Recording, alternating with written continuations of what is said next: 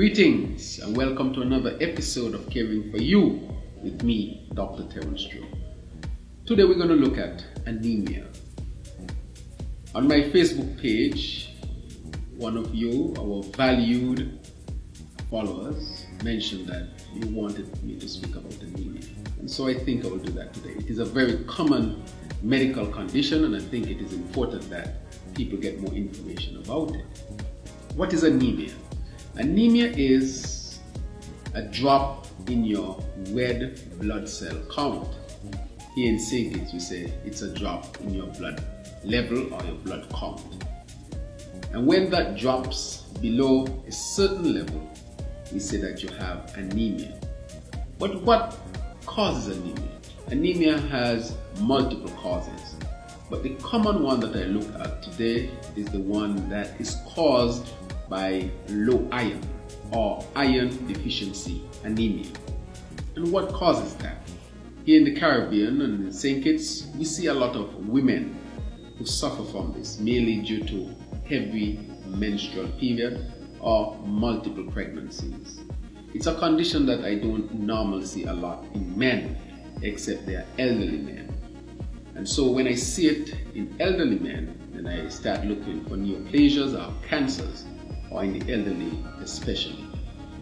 The other cause is not ingesting enough iron, but since we don't have any nutritional issues here in St. Kitts and Nevis, it's hardly ever as a result of not having exposure to iron or not consuming enough foods that contain sufficient iron. So that's one of the number one causes, the heavy menstrual period that we see. Or in elderly who might have nutritional issues or who might have gastrointestinal problems such as ulcers or gastritis or even cancer of the gut or the intestine, where they might be losing blood over time and can become iron deficient. So what are the symptoms? Symptoms: weakness, feel weak, tired, lethargic, lack of energy. You might feel your heart beating fast.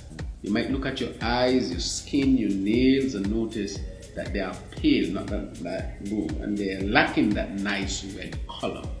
And that is when we suspect you might be having iron deficiency anemia with those common symptoms. And so you might go to the doctor. How would the doctor diagnose it?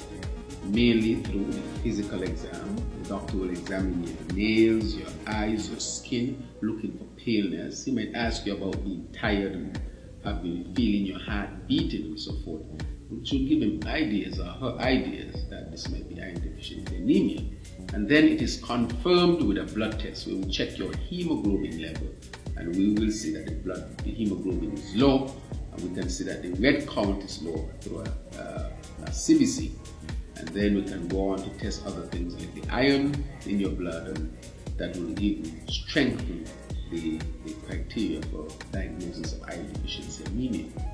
Now once you are diagnosed, what is done?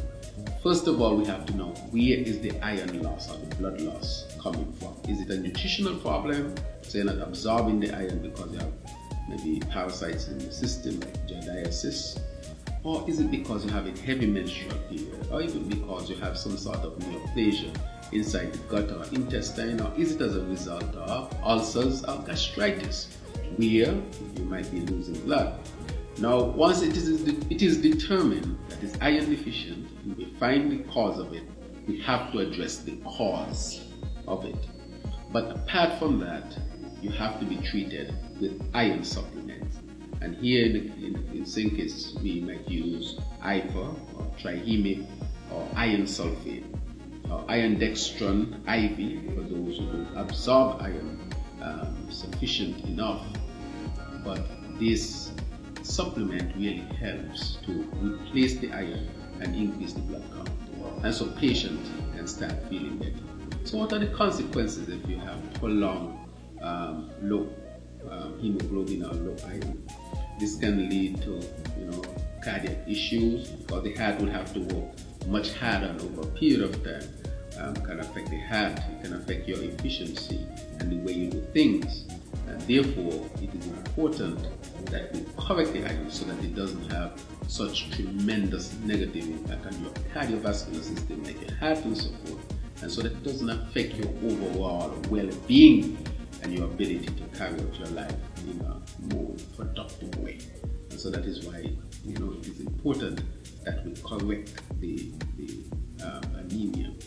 And so with that information, if you suspect you might have anemia or low iron, I encourage you to visit your health professional. I just want to thank you for joining me again for another episode of Caring for You with me, Dr. Terence Drew.